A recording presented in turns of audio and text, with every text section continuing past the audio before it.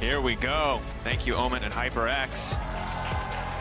Champ select here. Orianna taken away. Some of the more stable picks off the board. Yone did not show up in our first game despite how popular it has been in Champions Queue and Solo Queue. But Tristana, Yone, conventional AD options off the board. Okay, fine.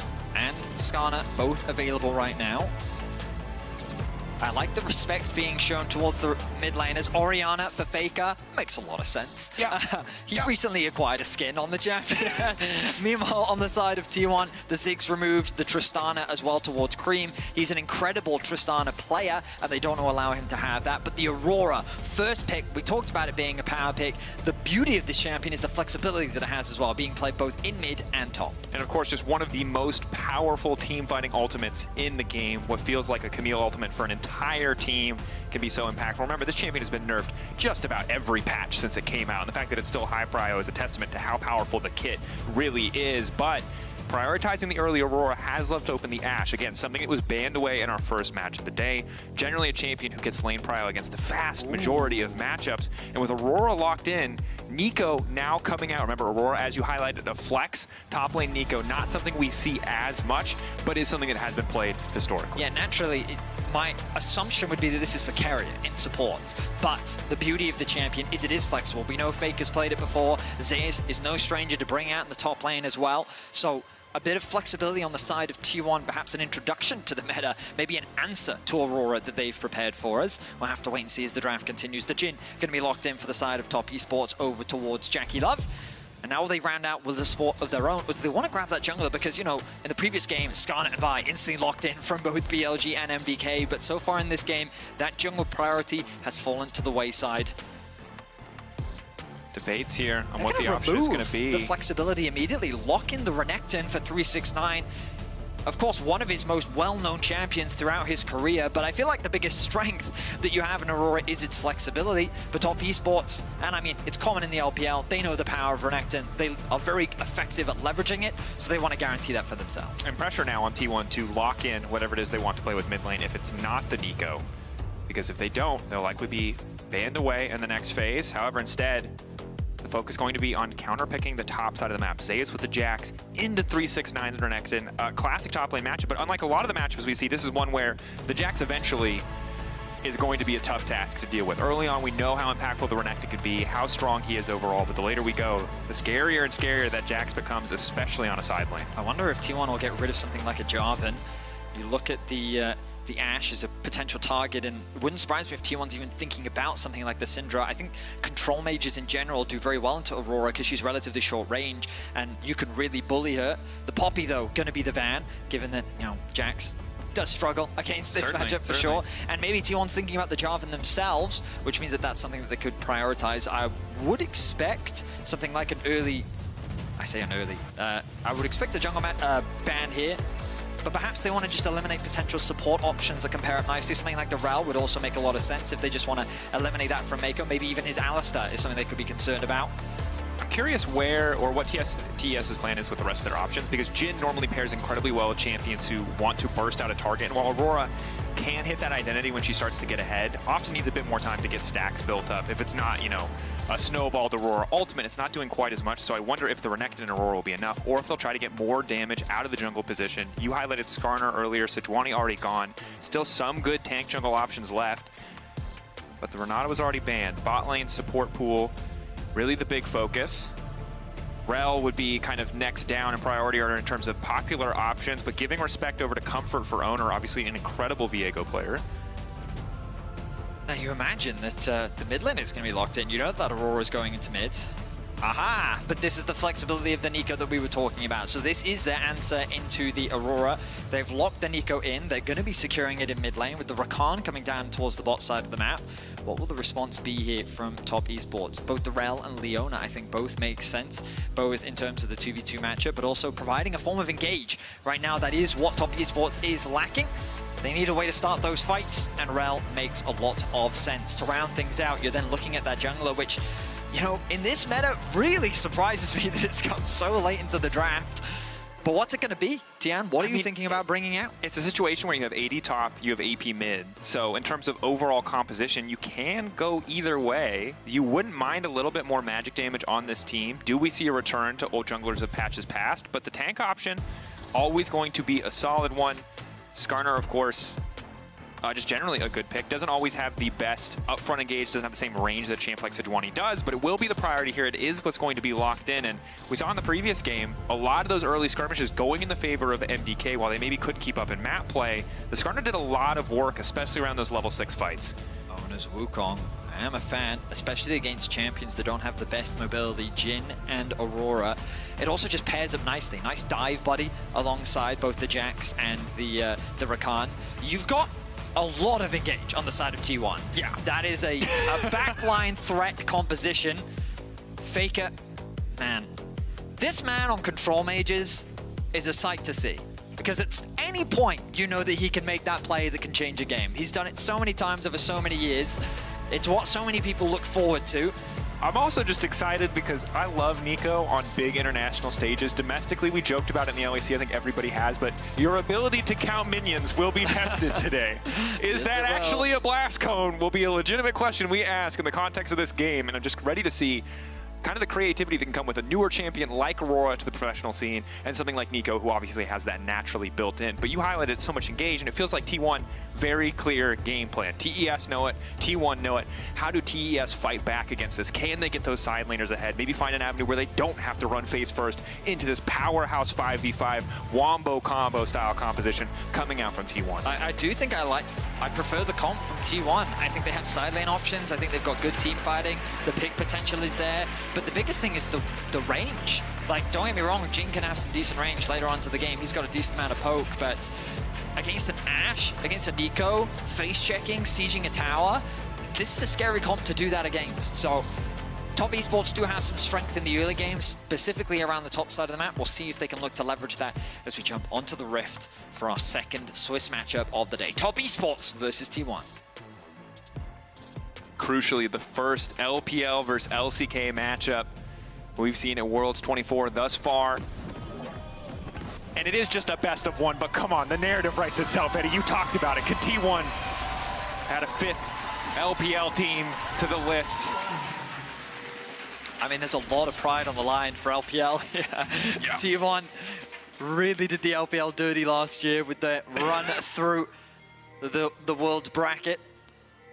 But again, like, if you're just an international viewer, if you only tune in for the international events, you look at the top of your screen, what do you mean LCK 4th seed? No, we mean LCK 4. Yes, T1 really struggled this split. They've had a really difficult road to get here, and they just barely made it. 5 games in the regional gauntlet versus KT.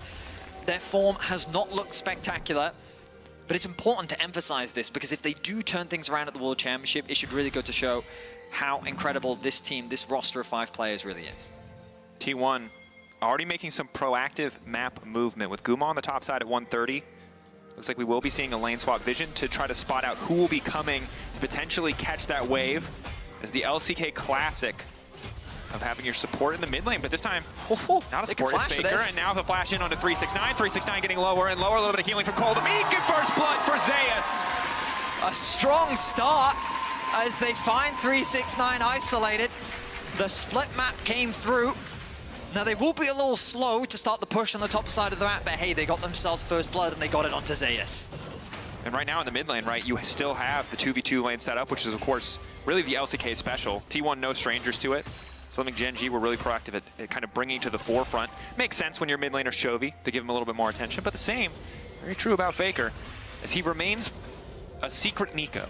I think just happy to have a kind of better auto attack animation for as long as humanly possible. Now, 369 is desperate to try and get level 2 as Zeus and Gumayusi hover around the top side of the map. The idea is, and you're going to be seeing a lot at this year's World Championship, is Zeus will get level 2, Rakan has level 2 as well, so once Zeus gets the level over, he can TP to catch that massive wave in bot, and now that they're both level 2, both support and top laner, they should be safe enough to weather the threat of the dive. Here's Tian though, hovering and ready. We should be seeing this TP come through from Zeus, but he wants to go back to base. He wants to spend before he actually arrives in the lane. Level 2 for Keria. This is really difficult for TES to get much done here, however, because, again, Jhin early on in those extended trades and laning phases can be powerful early on. Nice flashback from Keria to get away. Knock up, forcing the flash up from TN in response. No dive, no real play here. Only a single plate taken down as 369 will TP up to the top side. Now, Guma, of course, because of the 85% early fortification, not really able to get a plate back in response, but well defended by Keria. I'm a little surprised to see that Zeus actually stayed for another wave in the top lane. Because I thought initially he was going to go back to base, spend his money, then TP down towards bot. But ultimately, not the end of the world. The flash did have to come out from TN because he got tower aggro by hitting onto Keria. Now, level 3 through from Keria. The base actually going to come through from Zeus. We imagine the same thing is going to happen from Gumayusi in the near future. But I say that, look at the top lane right now. He is just bullying out 369 in the Renekton. No flash means that he can just chip away at his HP bar. Level 3 now comes through. Just being zoned away from so much XP. Luckily, as you highlighted, does have the level 3 now. Things will get a little bit easier if he can get on top of Guma. You know, he'd be in a better position, but with Guma still having cleanse and both of them being flashless, the kill pressure that 369 brings to the table is much, much lower. And in the bottom lane, they're just now able to crash that wave. JackeyLove luckily hasn't had to burn a biscuit yet, but he's running out of mana just trying to sustain that push. Oner continues to split mash. Split mash? Split mash in order to provide Gumayusi with all this additional safety as well. This AD carries level 4 now, happily farming away as can be. Look, if we just kind of squint, it's like Season 1, sort of. You've just got double melee champs to the bot side. That is old school, yeah. There's Ashe in solo lanes for some reason. It's coming full circle. Stun there from Zeus, just trying to get close to get XP. Again, if he doesn't pick up CS here, it's not the biggest deal, as long as he stays ahead in XP overall.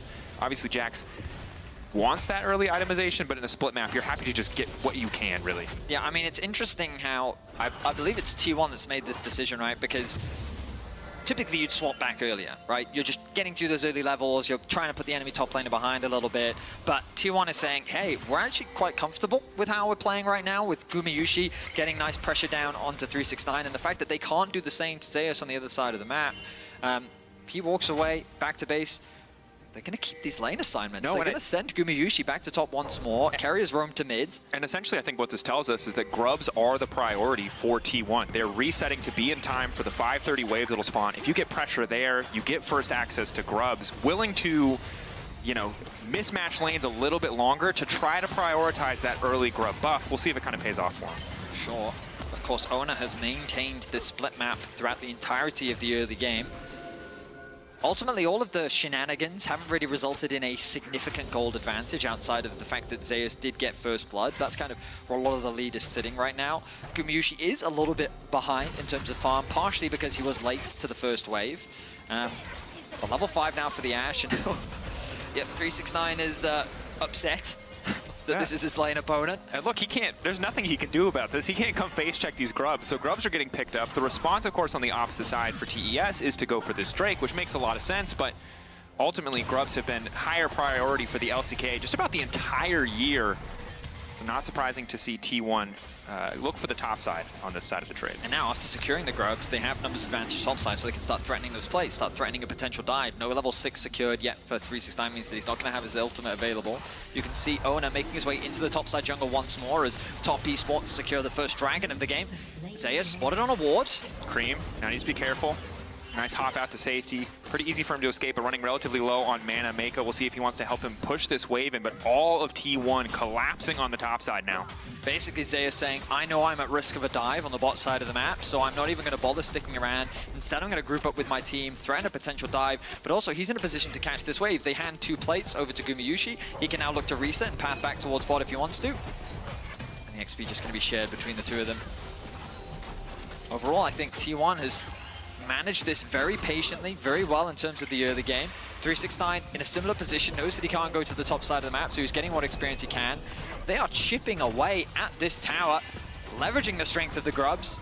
The total number of plates exchanged so far is even, but here becomes the 4th. And I think the big thing here is that Jhin is not great. Normally in these lane swap circumstances, when JackeyLove gets so much time in isolation, you'd expect him to get more, but because he's on Jhin, he doesn't really shred through those plates, and because we're past 5 minutes, the top lane fortification that might have balanced things out for the first few minutes, no longer in his favor. So first tower taken, great use of the grub buff. TES committing a lot of members here to the mid lane, but overall, T1 2,000 gold ahead. They didn't even get another plate in the bot lane, by the way. Jin just couldn't. Jin! Yeah. It's Jin realm. They don't do anything, man, to the tower. They don't have backup either. So They're not going to beat Jax Ashe on a tower taking contest. You are not. Now Gumayusi returns to the bot lane. Again, he is a little bit behind in CS, he's a little bit behind in XP, but the gold, because he secured that first tower, that's really where you're starting to see that discrepancy build up. 369 not able to leverage the strength of Renekton whatsoever. And while over in the LPL, it's been consistently a high priority pick because of its strength in lane and its versatility in the mid game. T1 are making the champion redundant, given these early lane swap shenanigans. And the Aurora, the first pick priority here for the side of TS, really hasn't done much. Cream fine in the individual 1v1 trades, but very little of this lane has been a 1v1. Okay, Zeus, he's just running around taking plates. He's like, I got my passive up, I'm gonna hit the tower, get a plate, and then I'm off. They're going to kick this man out of the buffet. He's been eating plates for 3 hours, so that's clearly against the rules. Okay, we know it's all you can eat. It's all you can eat is more of, it's a theoretical thing. But no one actually eats all that they can eat, no. Okay? It's like, but there's a plate, man. I There's gotta eat it. He's only got 5 more minutes. Look at this wave, man. It's perfect timing. In game 1, we talked about how BLG weren't wasting any time with their map movements. Sure. And I think you need to give the same credit to Zeus in this situation where he's just really trying to maximize what he can. Knock up in, arrow to follow, cleanse out, but it's a little bit late. Immediate coming in from Jackie Love, taken down. Gumayusi now trying to run the charm to interrupt anything else coming in from Tian. Guma likely to fall here. Ulti is there. Probably just a 2 for 2 in the end, but more members used by the side of TES to make that play happen. Keria trying to escape. Oner now stepping forward in the end. Still able to find a pretty even trade. A trade of life between the AD carries, but Gumayusi and Keria ultimately getting a 2v2 kill, which is huge for them. They get the cleanse out from Jackie Love. He isn't forced to expend the flash, and if it weren't for the presence of Tian, that play could have gone much worse. But overall, as you rightly said, 1 for 1 on the bot side of the map. Nicely though, Oner pulls the wave up into the river, which means that they now have a slow push heading towards that bot side of the map. We turn our attention back towards it again. Nice side set from Gumayusi. The knock-up comes through. He cleanses the CC, but he's still in the airborne. Nice flash out from Guma means that he's still able to get the kill. But at this point, he's just ran out of tools. He doesn't have flash. He doesn't have cleanse. And Tian is able to lock him down and secure the trade back kill. And if you fall behind in a trade against the Rakan Ashe lane, they do just have so much CC. Even if he hadn't cleansed in mid-air, there's no real immediate pressure for Keria to charm to find that lockup. So well played by T1. And now it gets a lot harder for TES to get involved in the bottom side of the map. We did see right as we went into the replay, reassignment of Jackie Love into mid lane. And now T1 quick to try to punish the side lane focus. Cream, instant ult. Nice use of the ultimate. We've been seeing that more and more around the world. But Cream doesn't panic. Uses the ultimate, not forced to expend the flash. Of course, T1 priority on the plates. They're threatening the dive. A lot of TP. They are ready to dive this. 369, Renekton, how strong is it? So much CC. He lives for a little bit of time, but the wave is basically deleted. T1 happy to have the donated kill. I don't think 369 was ready for everyone on T1 to be there. But look at the map state. Typically when you're investing this much into a play, you're worried about the cross map, but they don't have the wave pushed in top. T1 had already secured that. It's Jin in the mid lane again. He really can't trade much. And it's the plate merchant, Zeus. He's on the bot lane. He's there to get more plates for himself. He just keeps eating. He's 1.1k gold ahead. And I did not think the major story of two international titans, TES and T1, would be about Jin trying to take towers and not being very good at it, but a reminder as to why Jin, I think in these lane swap scenarios, or in scenarios where you're playing a much more active map where you're constantly reassigning, can feel really lackluster. He just doesn't do enough. I mean, we're not even close to 14 minutes. Top tower gone, bot tower gone. Of course, the good news for Top Esports is they deny the 6 scrubs and they set themselves up with 2 dragons. However, in terms of the gold, T1 have set themselves up beautifully for a very powerful mid-game. These first items are already coming through. The Trinity Force very nearly completed for Zeus. There's a pushed-in bot wave. He's going to be able to catch that as well. Top Esports are just being run around the map, and we talked about the composition and how I kind of favored T1's comp just because of their backline access and the number of threats that they have. This situation doesn't make things any easier for Top Esports. I think the good news for Top Esports is Jackie Love's finally completed that static. His wave clear is going to be a bit better. They should be able to play a little bit more around Prio and at least some of these lanes, but need to see what Cream can do as well. Finished Malignance. Can he find angles with the ultimate to get picks on side lane? Because we know T1 just have so many tools. If you misstep, it's so easy for them to find these picks, to find these angles. It takes a little bit more work from TES to find those picks or find those setups on fights. Bit of a dance between the supports as they battle over the control wards. Now, the Faker minion coming in. Instant Wukong ultimate. Faker now going to fall between worlds, but there's just nowhere to go. Mako trying to find the counter engage, but it might not matter. Still in the midst of everything. TN is so damn tanky. They weren't ready for that, and Jin might not kill towers, but he kills people pretty damn good. Quadra coming in, baby. Put it in the cannon. Jackie Love is Jin. Jackie Love popped off! A quadra kill for the Jin means that just like that, Top Esports have turned this game around. T1 were riding with so much momentum and confidence. They set their sights on the blue buff. The wombo combo looked good, but the threat to Jackie Love just wasn't there. From a distance, he was able to pick apart those T1 members and immediately bring them back into the game. That 3k gold lead has shrunk to a 1k one. And let's look back at this. As Faker turns into a minion, he sets up with his team. Keria looks for the engage. The knockup initially comes through. They burst out Cream, but look at the positioning of Jackie Love. The wombo combo looks good, but Jackie Love, the bouncing grenade doing work, the static shiv as well. And Tian on the front line able to soak up so much damage with the ultimate to clean things up. That's 4, he finds 4. And incredible stuff there, because we talked about how hard it can be sometimes for TES to find fights, but when they absorb that initial blow and Tian and Mako are still standing, all of that rel CC is put to such fantastic use. You highlighted Jackie Love really just got to hang out. Now the only person in our MasterCard lane economy snapshot with an individual lead. They're not out of the tough times so yet. There's good news and bad news. The good news, Jackie Love now very strong, in a position to be the carry for Top Esports. Bad news, every member of Tier 1 have now picked a target, and he will now be the one that they are all gunning for in the upcoming team fight. And it's tricky. We've talked about this. Yes, he has Flash and Cleanse. That'll make things a little bit easier, but there is so much non-committal CC from the side of T1. It's easy for them to just look for those angles. As the fight for Rift Herald, a lot of posturing. TES with a little bit better vision control might be in a position where T1 has to concede. You see both top laners resetting. 369 sprinting to the area, has Black Cleaver now completed. TP. Zeus finishing his Triforce at the same time. Both top laners ready to get involved. Their TP's there. Bit of a handshake here on the fist fight around this objective. Mako trying to find that angle, trying to find that engage. Guma with the red buff. Poking, chipping away, the eye procced. Cream now walking in. Between Worlds is there. Gonna be difficult for Guma to stay too long. Not having vision in that brush, a bit devastating as Mako just constantly threatening. Probably just the 50-50 on the smite. 2k on the Herald. Faker is now a blue buff, but the Herald's gone down. Tien wants to walk in and pick this one up. Should be able to do so. T1 are they willing to commit more resources to deny? Just a bit of poking and prodding, but ultimately 50-50 goes to TES, so not a lot to say. I think the positioning from Top Esports was really good because Cream is in a position to constantly make it difficult for Oner to find that engage that he was looking for. Trying to come from the fog of war to catch Top Esports off guard. Meanwhile, 369 and Zeus were just kind of battling in the mid lane, trying to fight for access, who could get that better position ready for the upcoming team fight. But no one from T1 was really ready to pull the trigger. They don't really want to start the initiation onto Tian. They either want to find Cream or Jackie Love, but they weren't presenting any openings. So with the Herald being within range of Tian and him being this tanky Skarner, he was just slowly wearing it down and able to secure that objective uncontested. The gold still in favor of T1, but Top Esports, even after all the tower shenanigans and everything that's happened in the early game, have been prioritizing these objectives very well, only losing those first 3 grubs. Definitely. And third Drake, 20 seconds away.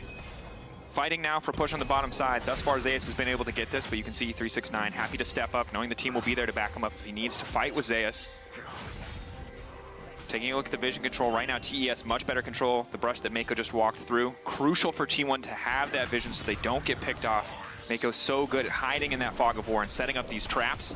As instead, TES, knowing they have the Herald, going to try and force T1 on the back foot. They don't have a wave mid, but it looks like they don't even care about it. Cream moving in, was invisible. Between Worlds not going to come out. No one there to follow, so a bit of an awkward Herald usage.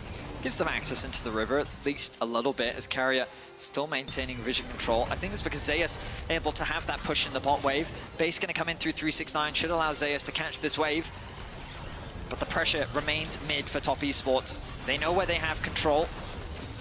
But we talked about the range. It's difficult to approach this composition from T1 underneath the tower, but now as 4, they make their way into the river. You've got to keep your eyes on the flank from Zeus. He is pinged out by the side of Top Esports.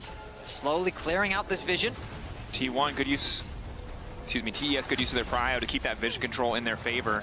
But such an awkward back and forth dance. You highlighted it so well, right? Zeus playing through bottom side, getting him access to that objective, having that angle of attack, whereas TES committed to playing through mid. If T1 don't commit enough members, they'll instantly lose that tower and it gets much harder. But if TES overcommit, it's so easy for Zeus to find that flank. Faker looking to get things off, double knock-up. Instantly Zeus in the midst of everything, and down goes Jackie Love, the one-fed member. Gone in the blink of an eye. TN does not have enough left in the tank to finish that one. Double kill for Zeus. T1, incredible fight. Faker truly is timeless. An incredible engage from him once more on the world stage to set up the fight for T1. Top Esports were caught unawares. Jackie Love didn't even get an opportunity to flash away. And with him taken out, all of the gold leaders gone. And just keep your eyes on Faker, mimicking the Wukong. Finds the angle, pops the ultimate, their target immediately, Jackie Love, and look at the follow-up there. All 4 members lock down the AD carry and don't give him the opportunity to play the game. And perfect follow-up from Zeus and Oner. And credit to Faker, right? He throws himself forward like he's the fake clone, like he's the one just going for a bit of vision.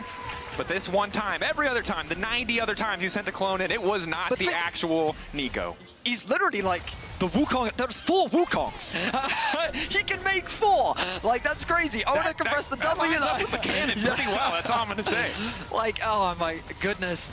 Crazy stuff. And T1 back in the driver's seat. And we look at our featured matchup presented by Mercedes-Benz, right? It's all about top lane. And while 369 hasn't been the crux of TES, you can see all of the money is going to Zeus. Yes, Faker gets the setup, but it's Zeus flashing in, getting that counter-strike, finishing that kill, and now 1.7k gold lead, almost 2 items, 20 minutes into the game. This Jax is a massive threat on the sideline. 369 really can't afford to walk up. I mean, 369 from the very start of this game has been a target for T1. They were able to find First Blood. He was denied a lot of experience and farm in the early laning phase, and he hasn't been able to find these angles of attack in any of the fights.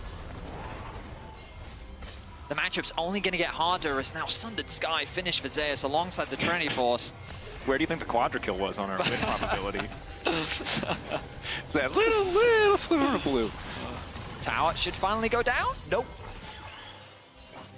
But again, it just comes back to that point of, look at how difficult this composition is to siege against, right? The threat of the Ash Arrow, Faker could at any moment pop the ultimate. The threat of the Wukong flank. Faker, though, starting, knowing the tower isn't really much to defend there. Now between worlds coming out, Jackie Love for now untouched on the backside can look to start to finish up these kills, but Zeus in the midst of everything just gave up his counter-strike. Now needs to retreat. Massive healing coming in from 369, but not nearly enough. Curtain call coming out, though, and looking to finish the job. So much damage. And again, Jackie Love clutching the fight. As long as Jackie Love has position, there's always an opportunity for Top Esports to turn the fights around. He still didn't burn his flash in that engage, but it was Top Esports to put the pressure onto T1. They were the initiators, and they put T1 on the back foot, allowing Jackie Love to find good position and turn the fight around. 9-9 in kills. Top Esports are going to get 2 towers. But I think the hero of the day is Mako there. So many of these engages have been all about that rel. He and Tien both with 100% kill participation in this game. Yes, Jackie Love is the one who's walking away with the money, the scoreline, the accolades, no doubt in my mind. But the supporting cast here has been so good for TES. I mean, you're completely right. And think about it. Every exchange that happens between the 2 teams, Cream is quick to throw out the ultimate. So we start the initiation with Mako, saying, we need this tower, let's go. Oner becomes the target, and he takes a lot of damage at the start of the fight as 369 keeps Zeus out of the fight. Jackie Love on the backline, the ultimate connects onto the front, and you think at this point it's dangerous, but look at the damage being done by Cream as well. Follow that up with the ultimate from Jackie Love, and it is a one-sided fight as T1 is forced to retreat. And I'm going to be honest, I was not excited about static shift Jhin generally until this game, and now I am a believer. Jackie Love single-handedly convincing me. Aurora, on the other hand, I did believe in, and I think those numbers are starting to remind us why. This champion does a hell of a lot of damage and just makes it so easy for your follow-up CC to land, right? If you just put them in the circle, there's really nowhere for them to dodge. And it's great to see from Cream as well. This year was the first time we got to see him on the international stage. Of course, no rookie by any means domestically, but as a player, he's really shown a lot of evolution, a lot of growth. Initially known as this kind of assassin type of player, especially known for things like Zakali, but this year especially he's come into his own, he's grown a lot, and now showcasing the Aurora, having huge impact in these fights. I hope he can maintain that performance. Getting a win against T1 would be huge for the momentum of Top Esports here at this year's World Championship. You can't really imagine a better way for an LPL team to start this tournament, to start to rewrite everything that happened at Worlds 2023. T1 in a bit of hot water here as they try to get out of the jungle. Oner luckily still has the clone. They'll be happy to just try and get the Heartsteel proc, even though they didn't quite, and Zeus still pretty favored in that 1v1. Is Tien now trying to get something started here, spotting out Zeus. Zeus still has allies to go back to. Captive audience hitting those big. Ulti now to fall. They want to delete this Jax. Good Ash Arrow there, stunning up Tien to allow for Zeus to then jump away to safety. The mid wave completely abandoned as both teams hover around the bot side of the map. Dragon spawning though in 10 seconds. Will give an opportunity for Zeus to go back to base, spend what gold he can. Has the TP available, not going to spend that much, only picking up an Aptome and a control ward. TES pinging on the Baron, starting to move up, get a bit more control up there just in case T1 try to leverage their position to start Drake. The beautiful thing about this game is it showcased already. Oh, hang on. Faker kicking things off, but only catching the jungle, only catching Tien. The Deadly Flourish not going to hit, luckily, so he will not get rooted. But that's a crucial ultimate missed. JackeyLove once again not forced to expend any summoners. Dragon though secured for T1. But the good news is he buys time for his team to take the Drake, and TES in the meantime can't go start the Baron or even really set up better positioning, but T1 need to be careful about approaching here. Twofold Hex not going to connect. Go off to the side. About 45 seconds until Faker's ultimate is back up. T1 have to play defensively until that moment. I mean, I feel like Top Esports should set their sights on the top tier 1, an easy objective for them to secure, but at the same time, they don't want to concede this mid tier 1. It gives so much access into the jungle. You don't really want to give it away completely for free, but it does look like Top Esports slowly shifting their attention towards that top side of the map as resets starting to come through. But they're cautious about the potential Baron. T1, they don't have any vision. And T1 have a pretty quick Baron, all things considered. TES much slower. T1, of course, I mean, historically, they had that year where they were just the 20-minute Baron team. And I think it's something that has to be in the back of TES's mind as they go for these resets. T1 Barons is still a thing. I think it's less, for a while it was like the thing. I think it's less emblematic. Still in the toolkit though. Something they're going to have to respect. Guma catching the mid wave. Resets now coming out. Prio in the bot lane will be responded to by TES. And the next big objective is this Baron, and T1 looking to clear out some of this vision, potentially set a trap. Crucially, the Infinity Edge done for JackeyLove is a huge power spike. Bit of an interrupt there onto Keria, but of course, on this Rakan, he should be able to get away to safety. That tower in the mid lane so low as Faker turns his attention towards top. Creep does have a bit of an experience advantage over Faker. If he's able to catch that top wave, he'll be a full level over him. Faker's been over-grouping a lot to set up for plays with his team. But Zeus comfortably winning this matchup now. Flash, nice reaction from 369.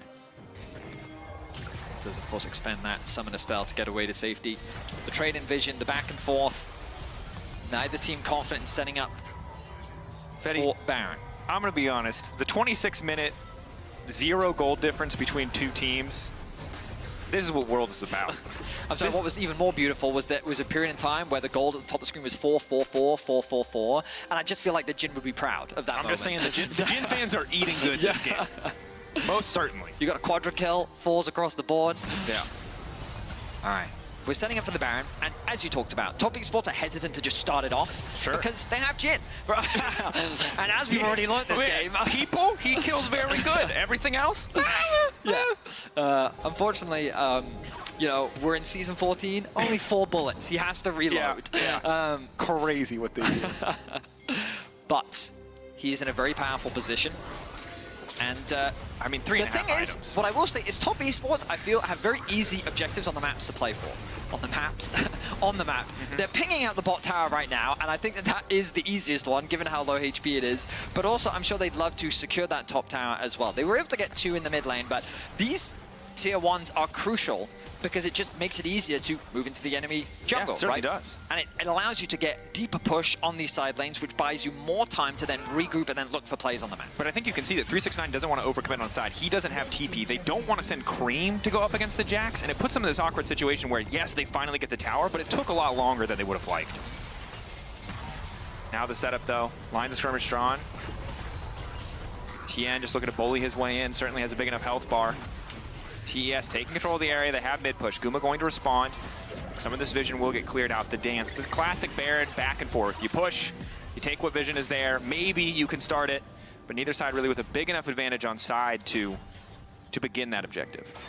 It's been a very tense affair for the last 5 minutes or so.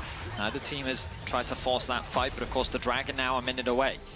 This will likely be the next big objective that both teams set their sights on, and the fight there could even determine the Baron, depending on how one-sided of an affair it could be. Faker very far away from level 15. A little bit behind in terms of gold. As we look towards the bottom side of the map, there's about a 1k gold lead still for JackeyLove. Experience, though, pretty even. Yep. And Gumayusi still comfortable when it comes to itemization. And again, a lot of the reason the gold is close is because Guma was able to get so many plates early on, whereas Jackie really was not. It's the kills that have balanced things out for him. As we get later, I think, you know, Mountain Drake, not always my favorite to see, but I think when you have a Wukong against so much physical damage, when he naturally already gets so much armor for free, JackeyLove has to continue to play these fights excellently, because Oner has a very easy time to just ignore so much of the damage that JackeyLove can put out. Now, admittedly, getting closer to a completed armor penetration item for JackeyLove, but this next fight might still be a struggle to burst through Oner's health bar in isolation. TP's committed. And red pot for Oner as well. Wants the physical vamp. Keria needs to be careful here. We'll get away to safety, leveraging the blast cone. Once again, Zeus with the push in bot allows T1 an avenue into the river while Top Esports main take control around mid. They're going to start the objective themselves. T1 very split right now. TES, 5 members strong, giving respect to that clone. Last time the clone was the real thing, and they were caught off guard. This time around, they're not looking to take that risk. Keria threatening.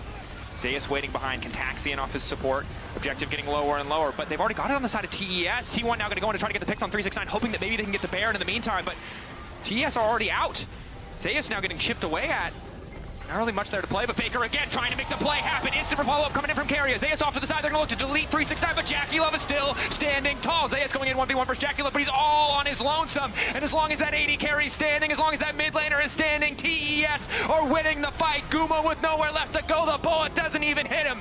He's dead as it's flying. Shut down coming in. TES barreling down the mid lane. That is a 5-0 ace, and Dracos, they can look to end the game right now. Another fantastic play from Top Esports, and as long as the carries were left untouched, they were able to clean up the fight. I think that's going to be it. So much of the early game was in control of T1. It felt like they come ahead in the lane swaps, but in the fights, TES have been better. The turns, T1 the ones who overextended in TES's jungle, giving those kills to JackeyLove costs them as TES take down T1. And in a